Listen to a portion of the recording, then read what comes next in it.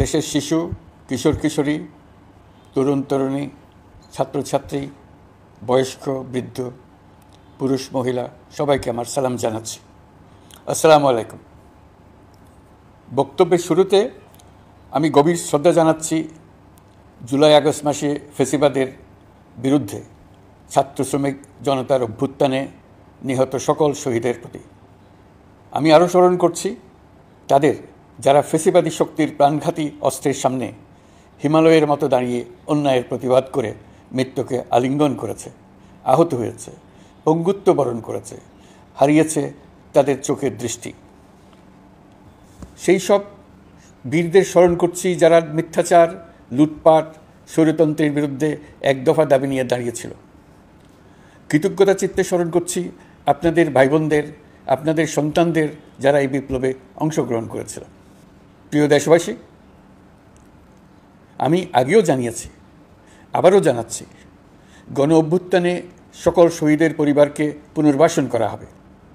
সকল আহত শিক্ষার্থী, শ্রমিক জনতার চিকিৎসার সম্পূর্ণ ব্যয় সরকার বহন করবে। আহতদের দীর্ঘমেয়াদী এবং ব্যয়বহুল চিকিৎসা এবং শহীদদের পরিবারের দেখাশোনার জন্য স্বাস্থ্য মন্ত্রণালয়ের নেতৃত্বে একটি পূর্ণাঙ্গ তালিকা প্রস্তুত করা হয়েছে। এখন এই নতুন তথ্য পাওয়ার ভিত্তিতে এই তালিকা হালনাগাদ করা হতে থাকবে। গণ অভ্যুত্থানের শহীদদের স্মৃতি ধরে রাখতে সরকার তার যাত্রা লগ্নে জুলাই গণহত্যা স্মৃতি ফাউন্ডেশন নামে একটি ফাউন্ডেশন প্রতিষ্ঠার উদ্যোগ নেয়। এখন সেই ফাউন্ডেশন তৈরি হয়েছে। সকল শহীদ পরিবার এবং আহতদের সর্বোত্তম চিকিৎসা সহ তাদের পরিবারের সম্পূর্ণ দায়িত্ব এই ফাউন্ডেশন গ্রহণ করছে। এই ফাউন্ডেশনে দান করার জন্য দেশের সকল মানুষ এবং বিদেশে অবস্থানরত বাংলাদেশিদের আমরা আহ্বান জানাচ্ছি। গত মাসে কুমিল্লা, নোয়াখালী, সিলেট অঞ্চলে আকস্মিক বন্যা এসব এলাকার মানুষকে হতভম্ব করে দিয়েছে। এখানে বেশিরভাগ এলাকায় কোনো দিন বন্যা হয়নি। তারা বন্যা মোকাবেলা করে অভ্যস্ত নন। দেশপ্রেমিক সশস্ত্র বাহিনী তাৎক্ষণিকভাবে বন্যা আক্রান্ত সবাইকে রক্ষার জন্য এগিয়ে আসে। সেনা, নৌ এবং বিমান বাহিনী পরস্পরের সঙ্গে সমন্বয় করে একযোগে কাজে নেমে পড়ার ফলে মানুষের দুর্ভোগ কম হয়েছে। এর পরপরই এনজিও এবং সাধারণ মানুষ দেশের সকল অঞ্চল থেকে দলে দলে এগিয়ে এসছে। আমি বিশেষ করে দেশপ্রেমিক সেনাবাহিনীকে আবারও ধন্যবাদ জানাচ্ছি। দেশের সকল দুর্যোগকালে তারা সবসময় আন্তরিকভাবে এগিয়ে এসছে। বিশেষ করে বন্যা ও শান্তি শৃঙ্খলা রক্ষার কাজে তাদের সৈনিক এবং অফিসাররা দিনের পর দিন যেভাবে দায়িত্ব পালন করেছে তার কোনো তুলনা হয় না। জনজীবনে স্বস্তি ও আত্মবিশ্বাস প্রতিষ্ঠায় তাদের ভূমিকা অনন্য। বাংলাদেশ সশস্ত্র বাহিনীর সকল সদস্যকে আমি ধন্যবাদ জানাই তাদের সততা, ত্যাগ ও অসীম দেশপ্রেমের জন্য। দেশের স্বাধীনতা সংগ্রাম থেকে শুরু করে বন্যা, খরা, ঝড়, বৃষ্টি, ঘূর্ণিঝড়, সকল প্রাকৃতিক দুর্যোগে আপনারা সকলের শেষ ভরসার স্থান। দেশের প্রতিটি ক্রান্তিলগ্নে আপনারা দেশের মানুষের পাশে থেকেছেন। দেশের স্বাধীনতার পক্ষে, সার্বভৌমত্বের পক্ষে অবস্থান নিয়েছেন। দেশ গঠনে আপনারা সবার আগে এগিয়ে এসছেন। বিগত জুলাই হতে শুরু হওয়া গণ অভ্যুত্থান, বন্যা, নিরাপত্তা প্রদান, অস্ত্র উদ্ধার সহ সকল কার্যক্রমে আপনারা সফলভাবে দিনরাত কাজ করে যাচ্ছেন। সরকার ও জনগণের পক্ষ থেকে আমি আপনাদের প্রতি কৃতজ্ঞতা জানাচ্ছি। বন্যা আমাদের জনজীবনে আরেকটি দিক উন্মোচন করল। দেশের সকল জায়গায় মানুষের সক্রিয় সহানুভূতির জোয়ার উঠেছিল অবিশ্বাস্য মাত্রায়। ব্যবসায়ী, অর্থবান ব্যক্তিরা যেমন তাদের অর্থ নিয়ে স্বতঃস্ফূর্তভাবে এগিয়ে এসেছিল, তেমনি দেশের বিভিন্ন প্রান্তের সাধারণ মানুষ, স্কুল, কলেজ, বিশ্ববিদ্যালয়ের ছেলেমেয়েরা জোয়ারের ঢলের মতো যার যার সামর্থ্য নিয়ে এগিয়ে এসছে। অনেকেই ছুটে গেছে বন্যার্তদের সহযোগিতা করার জন্য। এনজিওরা বিভিন্ন জায়গা থেকে ছুটে গেছে তাদের সহায়তা নিয়ে। তাদের কাজে অনুপ্রাণিত হয়ে আমি এনজিও নেতাদের সঙ্গে বৈঠক করেছি কিভাবে সরকার তাদের কাজের সঙ্গে সরকারের উদ্যোগকে সমন্বিত করতে পারে, সেটার কাঠামো তৈরি করে দেওয়ার জন্য। বন্যা এখন চলে গেছে, কিন্তু পুনর্বাসনের কঠিন কাজ আমাদের সামনে রয়ে গেছে। সকলের সহযোগিতায় আমরা পুনর্বাসনের কাজটি সফলভাবে সমাধান করতে চাই। আইন শৃঙ্খলা পরিস্থিতির উন্নতির জন্য আমরা দিনরাত পরিশ্রম করে যাচ্ছি। যে সমস্ত ভাই বোনেরা তাদের গত 16 বছরের বেদনা জানিয়ে তার প্রতিকার পাওয়ার জন্য আমার অফিস এবং সচিবালয়ের অফিসসমূহের সামনে প্রতিদিন ঘেরাও কর্মসূচি দিয়ে আমাদের কাজকর্ম ব্যাহত করছিলেন, তারা আমার আহ্বানে সাড়া দিয়ে ঘেরাও কর্মসূচির থেকে বিরত হয়েছেন বটে, তবে অন্যত্র আবার তারা তাদের কর্মসূচি দিয়ে যাতায়াতে ব্যাঘাত সৃষ্টি করছেন। আমি কথা দিচ্ছি, আপনাদের ন্যায্য আবেদনের কথা আমরা ভুলে যাব না। আমরা সকল অন্যায়ের প্রতিকারের জন্য প্রতিশ্রুতিবদ্ধ। আমরা আমাদের দায়িত্বকালে যথাসম্ভব সব সমস্যার সমাধানের চেষ্টা করব। আমি আবারও অনুরোধ করছি, আপনারা যাতায়াতে ব্যাঘাত সৃষ্টি থেকে বিরত থাকুন। জাতি আপনাদের প্রতি কৃতজ্ঞ থাকবে। তৈরি পোশাক, ওষুধ শিল্প, এসব এলাকায় শ্রমিক ভাই বোনেরা তাদের অভিযোগ জানানোর জন্য ক্রমাগতভাবে এই শিল্পের কার্যক্রম পরিচালনা বন্ধ রাখতে বাধ্য করছেন। এটা আমাদের অর্থনীতিতে যে নেতিবাচক প্রভাব ফেলবে সেটা মোটেই কাম্য নয়। এমনিতেই ছাত্র শ্রমিক জনতার বিপ্লবের পর যে অর্থনীতি আমরা পেয়েছি সেটা নিয়ম নীতিবিহীন, দ্রুত ক্ষীয়মান একটা অর্থনীতি। প্রাতিষ্ঠানিক কাঠামো প্রায় ধ্বংসপ্রাপ্ত। বৈদেশিক মুদ্রার রিজার্ভ তলানিতে গিয়ে ঠেকেছে। আমরা এই অর্থনীতিতে প্রাণ সঞ্চারের চেষ্টা করছি, আমাদের উদ্যোগে সাড়াও পাচ্ছি। ঠিক এই সময়ে আমাদের শিল্প কারখানাগুলো বন্ধ হয়ে যাক, অকার্যকর হয়ে যাক, এটা আমাদের অর্থনীতিতে বিরাট আঘাত পড়বে। সেটা কিছুতেই আমাদের কাম্য হতে পারে না। শ্রমিক ভাই বোনদের অনেক দুঃখ আছে, কিন্তু সেই দুঃখ প্রকাশ করতে গিয়ে আপনাদের মূল জীবিকা বন্ধ হওয়ার উপক্রম হলে সেটা ঠিক হবে না। দেশের অর্থনীতি ধ্বংসপ্রাপ্ত হলে সেটা ঠিক হবে না। শ্রমিক মালিক উভয়ের পক্ষে আলোচনা করে এইসব সমস্যার সমাধান আমরা অবশ্যই বের করব। আপনারা কারখানা খোলা রাখুন, অর্থনীতির চাকা সচল রাখুন, দেশের অর্থনীতিকে সোজা হয়ে দাঁড়াতে দিন। আমরা আপনাদের সমস্যার স্থায়ী সমাধান বের করার জন্য সর্বশক্তি প্রয়োগ করব। মালিক পক্ষের কাছে আমাদের আবেদন, আপনারা শ্রমিকদের সঙ্গে বোঝাপড়া করুন, কারখানা সচল রাখুন, অর্থনীতির দুর্বল স্বাস্থ্যকে সবল করে তুলুন। ওষুধ শিল্প এবং তৈরি পোশাক শিল্প দেশের গৌরব। এর মাধ্যমে আমাদের শ্রমিক ভাই বোনেরা তাদের কর্মকুশলতা বিশ্বকে মুগ্ধ করেছে। এর সাফল্য এখন থমকে আছে। আমরা এই দুই শিল্পকে তাদের সম্ভাব্য শীর্ষে নিয়ে যেতে চাই। দুর্বল করার তো প্রশ্নই ওঠে না। এই দুই শিল্পের কোথায় কোথায় বাধা আছে, সমস্যা আছে, সেগুলো চিহ্নিত করে তাকে বাধামুক্ত করতে চাই। আমরা বিদেশি ক্রেতাদের একত্রিত করে তাদের সহযোগিতা চাইব, যেন বাংলাদেশের এই শিল্প দুটি বিশ্বের অন্যান্য দেশের চাইতে বেশি আস্থাযোগ্য হয়ে গড়ে উঠতে পারে। সব কিছুই সম্ভব যদি আমরা শ্রমিক মালিক সম্পর্কটা একটা নির্ভরযোগ্য, আনন্দদায়ক করে গড়ে তুলতে পারি। আমাদের সরকারের প্রথম মাস কাটল। দ্বিতীয় মাস থেকে আমরা নতুন বাংলাদেশ গড়ার ভিত্তি হিসেবে নতুন শ্রমিক মালিক সম্পর্কের সূচনা করতে চাই। এটা দেশের সবার কাম্য। দেশের নতুন প্রজন্ম নির্ভয়ে যেন তাদের ভবিষ্যৎ নিয়ে এগিয়ে যেতে পারে, আমরা সেই লক্ষ্যে কাজ করছি। আমাদের দায়িত্ব অনেক। ন্যায়ভিত্তিক একটা সমাজ গড়ে তোলার জন্য একসাথে অনেকগুলো কাজ আমাদের হাত দিতে হবে। 1 জুলাই থেকে 5 আগস্ট পর্যন্ত ছাত্র জনতার গণ আন্দোলনকে দমন করতে যেসব ফৌজদারি মামলা দায়ের করা হয়েছিল, এর মধ্যে হত্যা মামলা ছাড়া বাকি প্রায় সকল মামলা প্রত্যাহার করা হয়েছে। এইসব মামলায় গ্রেফতারকৃত সকলে মুক্তি পেয়েছে। দায়িত্ব গ্রহণের শুরুতেই অন্তর্বর্তীকালীন সরকার বিচার বিভাগের বড় সংস্কারের কাজে হাত দিয়েছে। যোগ্যতম ব্যক্তিকে প্রধান বিচারপতি নিয়োগ দেওয়াতে মানুষের মনে নতুন আশার সঞ্চার হয়েছে। আপিল বিভাগের বিচারপতি নিয়োগ, অ্যাটর্নি জেনারেল নিয়োগ এবং অন্যান্য নিয়োগগুলি অতি গুরুত্বপূর্ণ নিয়োগ, যেগুলো সবকটাই সম্পন্ন হয়েছে।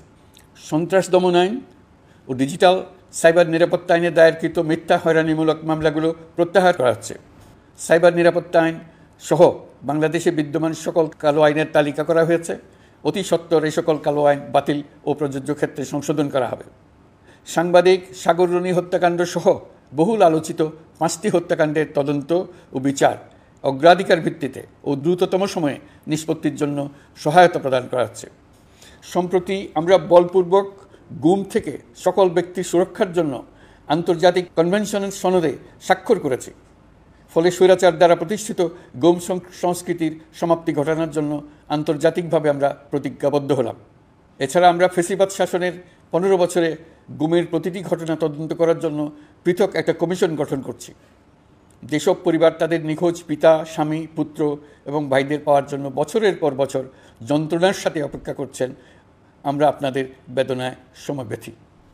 আয়নাঘরগুলো বন্ধ করে দেওয়া হয়েছে এবং সেই সাথে বের হয়ে আসছে ফ্যাসিস্ট হাসিনা সরকারের গুমের শিকার ভাই বোনদের কষ্ট ও যন্ত্রণা গাথা। আমাদের তরুণ প্রজন্মের ভবিষ্যৎ যেন উজ্জ্বল হয়, সেটা নিশ্চিত করতে শিক্ষা ব্যবস্থার দিকে আমাদের পূর্ণ নজর রয়েছে। ইতিমধ্যে প্রথম শ্রেণী থেকে দ্বাদশ শ্রেণী পর্যন্ত বর্তমানের ত্রুটিপূর্ণ শিক্ষাক্রম পরিবর্তন করা হয়েছে। বই সংশোধন ও পরিমার্জনের কাজ শেষ পর্যায়ে আছে। এই সংস্কারের কাজ অব্যাহত থাকবে। বিশ্ববিদ্যালয়সমূহের উচ্চ প্রশাসনিক পদগুলো পূরণ করে শিক্ষা কার্যক্রম স্বাভাবিক করার কাজ দ্রুত গতিতে এগিয়ে চলেছে। বেসরকারি শিক্ষা প্রতিষ্ঠানগুলোর পরিচালনা বোর্ডে দখলদারিত্বের রাজনীতি বন্ধ করার ব্যবস্থাও নেওয়া হয়েছে। আপনারা নিশ্চয় লক্ষ্য করেছেন, আমাদের প্রথম মাসে দেশের প্রায় সকল বিশ্ববিদ্যালয়ের উপাচার্য এবং উপাচার্য মহোদয়গণ পদত্যাগ করেছেন। উচ্চশিক্ষার ক্ষেত্রে এটা বিরাট শূন্যতার সৃষ্টি করেছে। প্রথম মাসে আমরা ক্রমাগতভাবে প্রতিটি বিশ্ববিদ্যালয়ে সবার কাছে গ্রহণযোগ্য এমন উপাচার্য এবং উপাচার্য নিয়োগ দেওয়ার কাজ শুরু করেছে। এর ফলে সকল সরকারি এবং বেসরকারি বিশ্ববিদ্যালয়গুলোতে নতুন উদ্যমে কাজ শুরু করার পরিবেশ সৃষ্টি হয়েছে। সংবাদ মাধ্যম ও মত প্রকাশের পূর্ণ স্বাধীনতা ইতিমধ্যে নিশ্চিত করা হয়েছে। আমরা সবাইকে বলে দিয়েছি, আপনারা মন খুলে আমাদের সমালোচনা করুন, আমরা সবার মতামতের প্রতি শ্রদ্ধাশীল। মিডিয়া যাতে কোনো রকম বাধা বিপত্তি ছাড়া নির্বিঘ্নে তাদের কাজ করতে পারে, সেজন্য একটা মিডিয়া কমিশন গঠন করা সরকারের সক্রিয় বিবেচনাধীন। আরও যেসব কমিশন সরকার সহ অন্য সবাইকে জবাবদিহিতার আওতায় আনতে পারে, আমরা তাদের পুনর্গঠন ও সংস্কারের উদ্যোগ নিয়েছি, যাতে তারা আরও শক্তিশালী হয়, জনকল্যাণে কাজ করে। দায়িত্ব গ্রহণের পর বিভিন্ন দেশের সরকার প্রধান টেলিফোনে এবং শুভেচ্ছা বার্তা পাঠিয়ে আমাকে অভিনন্দন জানিয়েছেন। বিভিন্ন দেশের রাষ্ট্রদূত এবং হাই কমিশনারবৃন্দ আমার সাথে সাক্ষাৎ করে দ্বিপাক্ষিক সহযোগিতা বৃদ্ধির আশ্বাস দিয়েছেন। আমার অনুরোধে সংযুক্ত আরব আমিরাতের 57 জন বাংলাদেশি যারা ফেসিবাদ বিরোধী বিক্ষোভে অংশগ্রহণ করা বিভিন্ন মেয়াদে কারাদণ্ডে দণ্ডিত হয়েছিলেন, তাদের সাধারণ ক্ষমা ঘোষণা করেছেন সে দেশের সরকার। ইতিমধ্যে তাদের কয়েকজন দেশে ফিরে এসেছেন। এই ক্ষমা প্রদর্শন ছিল অতি বিরল একটি ঘটনা। এই জন্য আমি সংযুক্ত আরব আমিরাতের রাষ্ট্রপতি শেখ মোহাম্মদ বিন জায়েদ আল নাহিয়ানকে ধন্যবাদ ও কৃতজ্ঞতা জানিয়েছি আপনাদের সবার পক্ষ থেকে। যে সমস্ত সরকার প্রধানের সঙ্গে আমার টেলিফোনে যোগাযোগ হয়েছে, তাদের মধ্যে রয়েছেন ভারতের প্রধানমন্ত্রী নরেন্দ্র মোদী, পাকিস্তানের প্রধানমন্ত্রী শাহবাজ শরীফ। আমরা ভারত এবং অন্যান্য প্রতিবেশী রাষ্ট্রসমূহের সঙ্গে সুসম্পর্ক চাই, তবে সেই সম্পর্ক হতে হবে ন্যায্যতা এবং সমতার ভিত্তিতে। ভারতের সাথে আমরা ইতিমধ্যে বন্যা মোকাবেলায় উচ্চ পর্যায়ে দ্বিপাক্ষিক সহযোগিতার আলোচনা শুরু করেছি। দক্ষিণ এশিয়ায় আঞ্চলিক সহযোগিতা বৃদ্ধির লক্ষ্যে আমি সার্ক রাষ্ট্রগোষ্ঠী পুনর্জীবিত করার উদ্যোগ নিয়েছি। আমরা চাই আমাদের দেশ যেন একটি গণতান্ত্রিক দেশ হিসেবে বিশ্বের কাছে সম্মানের সাথে পরিচিত হয়। দেশের পরিকল্পনা যেন দেশের মানুষকেন্দ্রিক হয়, কোনো নেতা বা দলকেন্দ্রিক না হয়। আমরা স্বৈরাচারী হাসিনা সরকারের অহেতুক কোটি কোটি টাকা ব্যয়ের প্রকল্প বাস্তবায়িত হতে দেখেছি, যেগুলো কখনোই দেশের মানুষের জন্য ছিল না, বরং এর সাথে জড়িত ছিল কুৎসিত আমিত্ব এবং বিশাল আকারের চুরি। চলমান এবং প্রস্তাবিত সকল উন্নয়ন প্রকল্পগুলোর যাচাই বাছাই করার কাজ ইতিমধ্যে আমরা শুরু করেছি। প্রকল্প বাস্তবায়নের পর্যায় বিবেচনা করে বাকি কাজে ব্যয়ের সাশ্রয় এমনকি প্রয়োজন মতে তা বাতিল করার কথা বিবেচনা করা হবে। দেশের মানুষকে আর ফাঁকি দেওয়া চলবে না। কর্মসংস্থান তৈরি করবে এমন প্রকল্পগুলোকে আমরা অগ্রাধিকার দেব। লুটপাট ও পাচার হয়ে যাওয়া অর্থ ফিরিয়ে আনার উদ্যোগ আমরা নিয়েছি। আর্থিক খাতে শৃঙ্খলা ফিরিয়ে আনতে একটা ব্যাংকিং কমিশনও গঠন করার উদ্যোগ নেওয়া হয়েছে। বিভিন্ন ব্যাংকের পরিচালনা পরিষদ পুনর্গঠন করা হয়েছে। ব্যাংকিং খাতে এই এক মাসে বিরাট পরিবর্তন এসেছে, আপনারা নিশ্চয়ই সেটা লক্ষ্য করেছেন। আমরা এই খাতে নিয়মনীতি প্রতিষ্ঠা করতে পেরেছি। আরও অনেক কাজ বাকি রয়ে গেছে। প্রথম মাসের কাজ হিসেবে শুধু প্রধান কাজগুলো করেছি, তার সঙ্গে রয়েছে আরও অনেক পরবর্তী কাজ। ফেসিবাদী সরকার লুটপাট করার জন্য নতুন করে 60,000 কোটি টাকা ছাপিয়ে বাজারে ছাড়ার কারণে মুদ্রাস্ফীতির শিকার হয়েছে দেশের মানুষ। এই অতুলনীয় মুদ্রাস্ফীতি নিয়ন্ত্রণ অন্তর্বর্তী সরকারের অন্যতম প্রধান লক্ষ্য। মুদ্রাস্ফীতি নিয়ন্ত্রণের লক্ষ্যে পলিসি সুদের হার বৃদ্ধি করে 9% উন্নীত করা হয়েছে। মূল্যস্ফীতি থেকে সাধারণ মানুষকে সুরক্ষা দেওয়ার উদ্দেশ্যে ওএমএস খাদ্যবান্ধব কর্মসূচি সহ সুলভ মূল্যে প্রান্তিক মানুষের কাছে নিত্য প্রয়োজনীয় দ্রব্য সরবরাহ চলমান রাখা হয়েছে। মূল্যস্ফীতি মোকাবেলায় চলতি অর্থবছরে চাল ও গম আমদানির জন্য 5,800 কোটি টাকা, আভ্যন্তরীণ সংগ্রহের জন্য 8,900 কোটি টাকা এবং খাদ্য ভর্তুকির 3টি প্রোগ্রামের জন্য 7,360 কোটি টাকা বরাদ্দ রাখা হয়েছে। বিভিন্ন স্টেক হোল্ডারের সাথে সভা করে মূল্যস্ফীতি নিয়ন্ত্রণের করণীয়সমূহ চিহ্নিত করা হয়েছে। পরিচালন ও উন্নয়ন ব্যয় যৌক্তিক পরিমাণে হ্রাস করার জন্য কার্যক্রম গ্রহণ করা হয়েছে। কৃষিপণ্য উৎপাদনের জন্য সার আমদানির ক্ষেত্রে প্রয়োজনীয় বৈদেশিক মুদ্রার সরবরাহ নিশ্চিত করার পদক্ষেপ নেওয়া হয়েছে। প্রকৃত চাষিগণ যাতে কৃষি ঋণ পেয়ে থাকেন তা নিশ্চিত করার উদ্যোগ নেওয়ার পাশাপাশি কৃষি ঋণের পরিমাণ বৃদ্ধি করা হয়েছে। মার্কিন ডলারের বিপরীতে টাকার বিনিময় হার স্থিতিশীল রাখার লক্ষ্যে বৈদেশিক মুদ্রার বিনিময় হারকে বাজারভিত্তিক করা হয়েছে।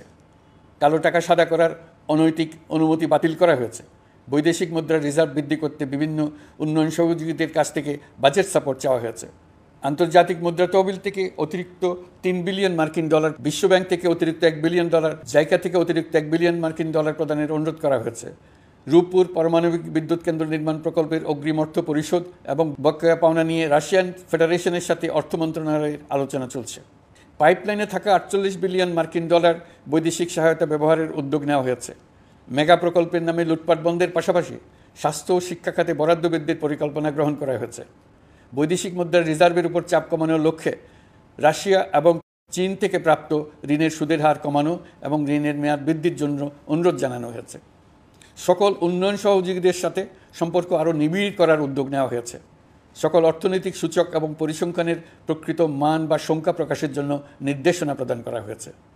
জিডিপি, মূল্যস্ফীতি ইত্যাদি সঠিক উপাত্ত সংগ্রহ, প্রাক্কলন ও প্রকাশের জন্য নির্দেশনা দেওয়া হয়েছে। জাতীয় রাজস্ব বোর্ড এবং অর্থ বিভাগের রাজস্ব আয় সম্পর্কিত উপাত্তের মধ্যে পার্থক্য নিরসনে উদ্যোগ নেওয়া হয়েছে। প্রকৃত রপ্তানি আয় নিরূপণ এবং প্রকাশের নির্দেশনা দেওয়া হয়েছে। জাতীয় রাজস্ব বোর্ডের অটোমাইজেশনের লক্ষ্যে পরিকল্পনা গ্রহণ করা হয়েছে। পুঁজিবাজারকে স্বাভাবিক ধারায় ফিরিয়ে আনতে সিকিউরিটি এক্সচেঞ্জ কমিশন পুনর্গঠন করা হয়েছে। নিত্য প্রয়োজনীয় পণ্য সামগ্রীর সরবরাহ স্বাভাবিক রাখার নিমিত্তে ব্যবসায়ী, শিল্প মালিক ও ব্যবসায়ী সংগঠনের সাথে সভা করা হচ্ছে এবং তাদের মতামতের ভিত্তিতে বিভিন্ন ব্যবস্থা গ্রহণ করা হচ্ছে। বিদ্যমান মজুদ ও ঘাটতি মূল্যায়ন করে ভবিষ্যৎ চাহিদা পর্যালোচনা করে স্থানীয় উৎপাদন বৃদ্ধির পাশাপাশি আমদানি পর্যায়ে বিভিন্ন জটিলতার দূরীকরণ, বন্দর ও বড় মোকামসহ পরিবহন ব্যবস্থার বিভিন্ন সমস্যা সমাধানে সংশ্লিষ্ট সকল মন্ত্রণালয়, দপ্তর, বিভাগকে প্রয়োজনীয় নির্দেশ দেওয়া হয়েছে। এই জন্য তেল, চিনি, ডিম ও মাংস উৎপাদনকারী বৃহৎ প্রতিষ্ঠানসমূহের সাথে সভা ও মতবিনিময় করা হচ্ছে। নিত্য প্রয়োজনীয় কিছু দ্রব্যাদি যেমন পেঁয়াজ, আলু এসবের দাম আরও কমানোর জন্য বিদ্যমান শুল্ক হার হ্রাসের বিষয়ে এনবিআরকে প্রয়োজনীয় নির্দেশনা দেওয়া হয়েছে। ইতোমধ্যে এনবিআর পেঁয়াজ, আলু ও কতিপয় কীটনাশকের ক্ষেত্রে আমদানি শুল্ক হ্রাস এবং ক্ষেত্র বিশেষে রেগুলেটরি শুল্ক প্রত্যাহার করে এসআরও জারি করেছে। নিম্ন আয়ের 1 কোটি পরিবারকে টিসিবির মাধ্যমে হ্রাসকৃত মূল্যে কিছু পণ্য যেমন পরিবার প্রতি চাল মাসে 5 কেজি, সয়াবিন তেল মাসে 2 কেজি, মসুর ডাল মাসে 2 কেজি দেওয়া হচ্ছে। এটি সামনের দিনগুলোতে অব্যাহত রাখা হবে। সরকার দায়িত্ব গ্রহণের পর জনপ্রত্যাশা অনুযায়ী বিদ্যুৎ, জ্বালানি ও খনিজ সম্পদ মন্ত্রণালয় হতে বিদ্যুৎ ও জ্বালানির দ্রুত সরবরাহ বৃদ্ধি আইনের অধীনে চলমান সকল প্রকার নেগোসিয়েশন, প্রকল্প বাছাই এবং ক্রয় প্রক্রিয়াকরণ কার্যক্রম আপাতত স্থগিত করা হয়েছে। গত 1.5 দশকে এই আইন ব্যবহার করে লক্ষ কোটি টাকা লুটপাট হয়েছে। বিদ্যুৎ, জ্বালানি ও খনিজ সম্পদ মন্ত্রণালয়ের আওতাধীন কোম্পানিসমূহে অধিকতর স্বচ্ছতা ও জবাবদিহিতা আনার লক্ষ্যে কোম্পানিসমূহের পরিচালনা পর্ষদ পুনর্গঠন করা হয়েছে। প্রকৌশল, ভূতত্ত্ব এবং খনিজ হিসাব বিষয়ে অধ্যয়ন করেছে এমন ছাত্র প্রতিনিধি অন্তর্ভুক্ত করার জন্য উদ্যোগ গ্রহণ করা হয়েছে। এই খাতে অধিকতর সক্ষমতা, গতিশীলতা এবং জবাবদিহিতা নিশ্চিত করার লক্ষ্যে বিশেষজ্ঞগণের সমন্বয়ে একটি কমিটি গঠন করা হয়েছে। জ্বালানি তেলের মূল্য জনপ্রত্যাশা অনুযায়ী সহনশীল রাখতে অকটেন ও পেট্রোলের দাম 6 টাকা, ডিজেল ও কেরোসিনের দাম 1 টাকা 25 পয়সা কমানো হয়েছে।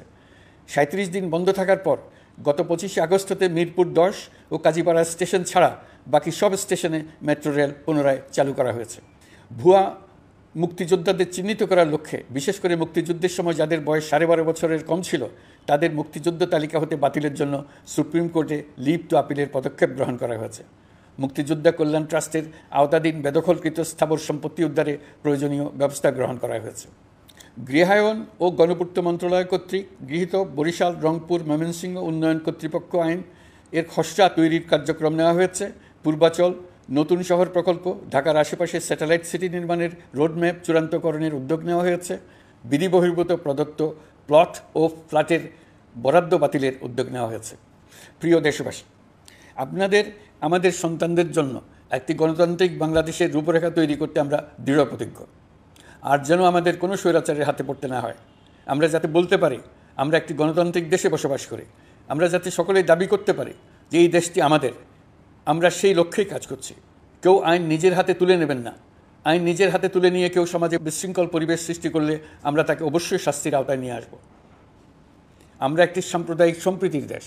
ধর্মীয় সম্প্রীতি বিনষ্ট হয় এমন কোনো কাজ কেউ কোনোভাবেই করবেন না। অতীতে শুধুমাত্র আওয়ামী মতাদর্শী না হওয়ার কারণে 28তম থেকে 42তম বিসিএস পর্যন্ত বিপিএসসি কর্তৃক সুপারিশকৃত অনেক প্রার্থী নিয়োগ বঞ্চিত হয়েছেন।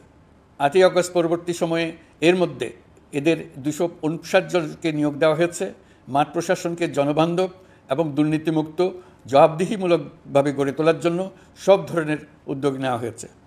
সরকারি কর্মচারীদের বাধ্যতামূলকভাবে সম্পদ বিবরণী দাখিলের নির্দেশ দেওয়া হয়েছে এবং এটা প্রতি বছর তাদেরকে করতে হবে। ধ্বংস হয়ে পড়া একটা জনপ্রশাসনকে নিয়ে যাত্রা শুরু করেছি।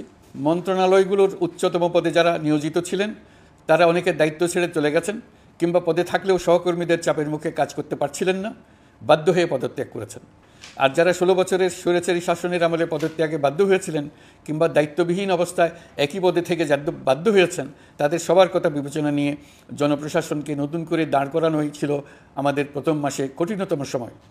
আবার সকল সমস্যার সমাধান করে একটি নতুন জনপ্রশাসন কাঠামো দাঁড় করাতে পেরেছি, এটাই আমাদের প্রথম মাসের সবচাইতে বড় অর্জন। আমার বিশ্বাস এই জনপ্রশাসন জনগণের ইচ্ছা পূরণে সর্বোচ্চ অবদান রাখতে পারবে। অতি স্বল্প জনবল নিয়ে দাপ্তরিক কার্যক্রম শুরু করা হলেও প্রথম দিকে বিভিন্ন মন্ত্রণালয় ও বিভাগ থেকে পাঠানো বিবিধ প্রস্তাব দ্রুত গতিতে এবং আইনগত সমস্ত বাধ্যবাধকতা মেনে সিদ্ধান্ত নেওয়া হয়েছে। গত এক মাসে বিভিন্ন মন্ত্রণালয় ও বিভাগ 198টি অতি গুরুত্বপূর্ণ বিষয়ে সিদ্ধান্ত নিয়েছে। জনপ্রশাসনের 135 জন অতিরিক্ত সচিব, 227 জন যুগ্ম সচিব এবং 120 জন উপসচিবকে পদোন্নতি প্রদান করা হয়েছে। 59টি জেলা প্রশাসককে প্রত্যাহার করা হয়েছে এবং নতুন 59 জন জেলা প্রশাসককে নিয়োগ দেওয়া হয়েছে। 67 জন কর্মকর্তার চুক্তিভিত্তিক নিয়োগ বাতিল করা হয়েছে। 10 জন যুগ্ম সচিব, 8 জন অতিরিক্ত সচিব, 6 জন সচিবকে ওএসডি করা হয়েছে। বাংলাদেশ পুলিশের 80 জন ডিআইজি, 30 জন পুলিশ সুপার সহ 110 জনকে পদোন্নতি প্রদান করা হয়েছে। 1 জন ডিআইজি, 1 জন অ্যাডিশনাল ডিআইজি, 4 জন পুলিশ সুপারকে চাকরিতে পুনর্বহাল করা হয়েছে। আইজিপি সহ 10 জন অতিরিক্ত আইজি, 88 জন ডিআইজি, 21 জন অ্যাডিশনাল ডিআইজি, 177 জন পুলিশ সুপার সহ মোট 297 জন কর্মকর্তাকে বদলি করা হয়েছে। ছাত্র শ্রমিক জনতার বিপ্লবের মূল লক্ষ্য ছিল গণভবন। এটা ছিল স্বৈরাচারের কেন্দ্রবিন্দু। এই সরকার বিপ্লবের প্রতি সম্মান দেখিয়ে গণভবনকে বিপ্লবের জাদুঘর হিসেবে ঘোষণা দিয়েছে। ছাত্র জনতার ক্ষোভকে স্থায়ীভাবে তুলে ধরার জন্য গণভবনের আর কোনো সংস্কার করা হবে না। ছাত্র জনতার ক্ষোভের মুখে তা যে অবস্থায় দাঁড়িয়েছিল সেই অবস্থায় তাকে রাখা হবে। যেসব মূল্যবান সামগ্রী জনতা নিয়ে গিয়েছিল সেগুলো অনেক ফেরত দিয়ে গেছেন। যারা নিয়ে গিয়েছেন তারা নিজেরাই ফেরত দিয়ে গেছেন। তাদের আমরা দেশবাসীর পক্ষ থেকে ধন্যবাদ জানাচ্ছি। আরও কিছু জিনিস পাওয়া যায়নি, যারা নিয়ে গেছেন তাদের কাছে আমাদের অনুরোধ থাকবে তারা যেন এইসব সামগ্রী ফেরত দিয়ে যান। আমরা উল্লেখ করব এইসব বিক্ষুব্ধ জনতা নিয়ে গিয়েছিল, কিন্তু বিজয়ের পর তারা আবার জাদুঘরের প্রতি সম্মান দেখিয়ে এগুলো ফেরত দিয়ে গিয়েছেন। আমরা নতুন বাংলাদেশকে একটা পরিবেশ বান্ধব এবং জীববৈচিত্র্যময় দেশ হিসেবে গড়ে তোলার উদ্যোগ নিয়েছি। এটি তরুণদের আকাঙ্ক্ষা, আমাদের সবারই আকাঙ্ক্ষা। সেই লক্ষ্যে আমি প্রথমেই একটি ক্ষুদ্র পদক্ষেপ নিয়েছি। আমার বাসভবন এবং সমগ্র সচিবালয়ে প্লাস্টিকের পানির বোতল ব্যবহার নিষিদ্ধ করেছি। ইতিমধ্যে সুপার শপগুলোতে পলিথিনের শপিং ব্যাগ ব্যবহার বন্ধ করার উদ্যোগ নেওয়া হয়েছে। গত কয়েক দশকে যে পরিমাণ নদী দূষণ হয়েছে আমরা তা বন্ধ করার উদ্যোগ নিয়েছি। আমরা সংস্কার চাই, আমাদের একান্ত অনুরোধ। আমাদের উপর যে সংস্কারের গুরু দায়িত্ব দিয়েছেন সেই দায়িত্ব দিয়ে আপনারা দর্শকের গ্যালারিতে চলে যাবেন না, আপনারা আমাদের সঙ্গে থাকুন। আমরা একসঙ্গে সংস্কার করব, এটা আমাদের সবার দায়িত্ব। আপনারা নিজ নিজ জগতে সংস্কার আনুন। একটা জাতির সংস্কার শুধু সরকারের সংস্কার হলে হয় না। আপনি ব্যবসায়ী হলে আপনার ব্যবসায়ী সংস্কার আনুন। ব্যবসায়ী গোষ্ঠীরা তাদের নিজ নিজ সমিতির মাধ্যমে সংস্কার আনুন। সমিতিতে সংস্কার আনুন, নতুন করে সমিতি গঠনতন্ত্র সংশোধন করুন। আপনি শ্রমিক হলে আপনার ক্ষেত্রে আপনি সংস্কার করুন। আপনি রাজনৈতিক নেতাকর্মী হলে আপনার ক্ষেত্রে সংস্কার করুন। আপনি প্রতিষ্ঠান প্রধান হলে আপনার প্রতিষ্ঠানে সংস্কার আনুন। আমি এটাকে সুযোগ হিসেবে গ্রহণ করার জন্য সবাইকে আহ্বান জানাচ্ছি। এই সংস্কারের মাধ্যমে আমরা জাতি হিসেবে নতুনভাবে যাত্রা শুরু করতে চাই। আমাদের এই যাত্রা আমাদেরকে পৃথিবীর একটা সম্মানিত জাতি হিসেবে প্রতিষ্ঠিত করুক, এটাই আমাদের সবার কাম্য, এটাই আমাদের সবার লক্ষ্য। গত এক মাসে আমি বেশ কিছু রাজনৈতিক দলের সঙ্গে পৃথকভাবে বসছি, তাদের সঙ্গে মতামত বিনিময় করেছি। তারা আমাদের উৎসাহিত করেছেন, ছাত্র শ্রমিক জনতার বিপ্লবের লক্ষ্যের প্রতি সমর্থন জানিয়েছেন, সংস্কারের কাজে পূর্ণ সহযোগিতা দেওয়ার আশ্বাস দিয়েছেন।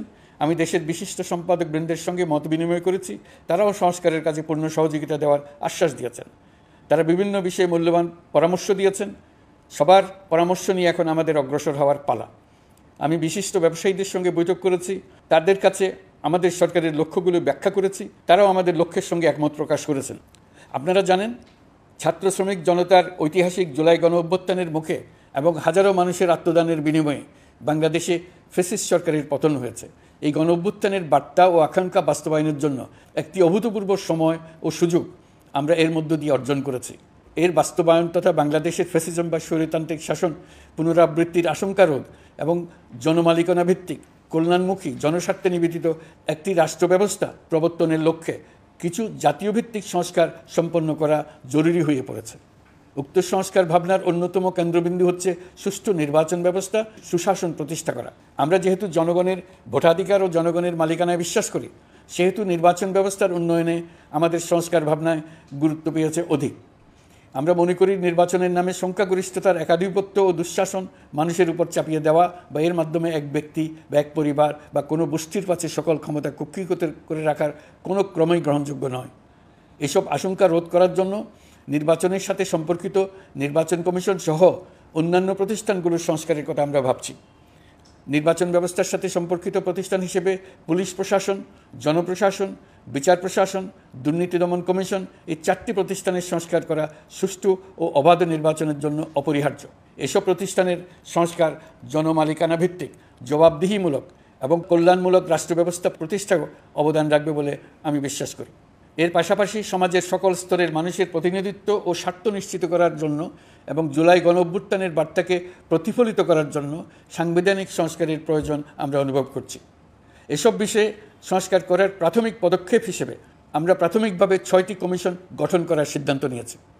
এসব কমিশনের কাজ পরিচালনার জন্য বিষয়ভিত্তিক অভিজ্ঞতা বিবেচনা করে 6 জন বিশিষ্ট নাগরিকের নেতৃত্বে এই কমিশনগুলো পরিচালনা করার দায়িত্ব দিয়েছি। এরপর আরও বিভিন্ন বিষয়ে কমিশন গঠন করার প্রক্রিয়া আমরা অব্যাহত রাখব। নির্বাচন ব্যবস্থা সংস্কার কমিশনের প্রধান হিসেবে দায়িত্ব পালন করবেন ডক্টর বদিউল আলম মজুমদার। পুলিশ প্রশাসন সংস্কার কমিশনের প্রধান হিসেবে কাজ করবেন জনাব সরফরাজ চৌধুরী। বিচার বিভাগ সংস্কার কমিশনের প্রধান হিসেবে দায়িত্ব পালন করবেন বিচারপতি শাহ আবু নাঈম মমিনুর রহমান। দুর্নীতি দমন সংস্কার কমিশনের প্রধান হিসেবে দায়িত্ব পালন করবেন ডক্টর ইফতাখারুজ্জামান। জনপ্রশাসন সংস্কার কমিশনের প্রধান হিসেবে দায়িত্ব পালন করবেন জনাব আব্দুল মুহিত চৌধুরী। সংবিধান সংস্কার কমিশনের প্রধান হিসেবে দায়িত্ব পালন করবেন ডক্টর স্বাধীন মালিক। এসব কমিশনের অন্য সদস্যদের নাম কমিশন প্রধানদের সাথে আলোচনা করে ঠিক করা হবে। কমিশনগুলোর আলোচনা ও পরামর্শ সভায় উপদেষ্টা পরিষদের সদস্য, ছাত্র, শ্রমিক জনতা আন্দোলনের প্রতিনিধি, নাগরিক সমাজ ও রাজনৈতিক দলের প্রতিনিধিরা উপস্থিত থাকবেন। পূর্ণাঙ্গভাবে গঠিত হওয়ার পর কমিশন আনুষ্ঠানিকভাবে তাদের কাজ আগামী 1 অক্টোবর থেকে শুরু করতে পারবে বলে আমি আশা করছি এবং এটি পরবর্তী 3 মাসের মধ্যে সম্পন্ন হবে বলে আমরা ধারণা করছি। কমিশনের রিপোর্টের ভিত্তিতে সরকার পরবর্তী পর্যায়ে প্রধান রাজনৈতিক দলগুলোর সাথে পরামর্শ সভার আয়োজন করবে।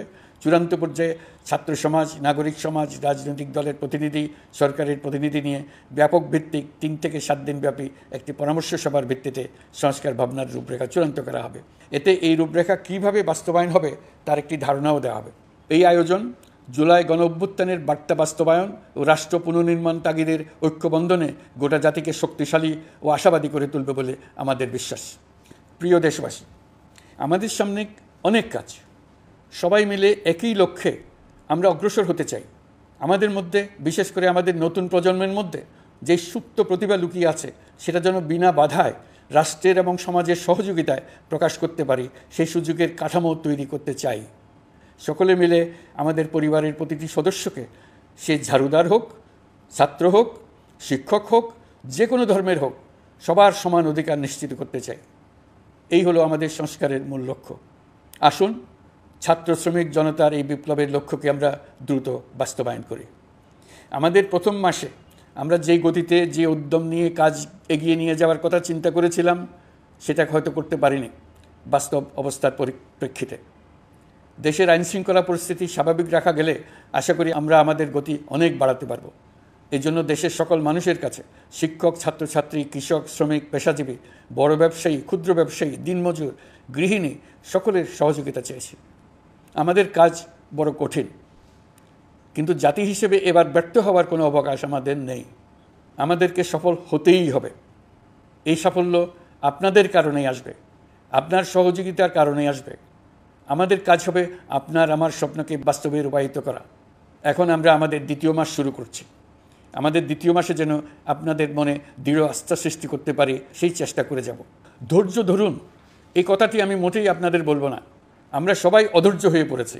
এত সব কাজ কখন যে শেষ হবে এটা চিন্তা করে আমরা অধৈর্য হব, কেন হব না, কিন্তু সঠিকভাবে কাজ করব, কাজে কোনো অধৈর্যের চিহ্ন রাখব না।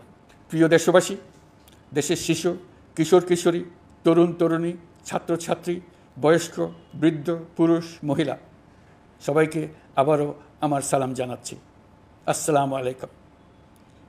আপনাদের সবাইকে ধন্যবাদ জানাচ্ছি। মহান আল্লাহ আমাদের সকলের সহায় হন।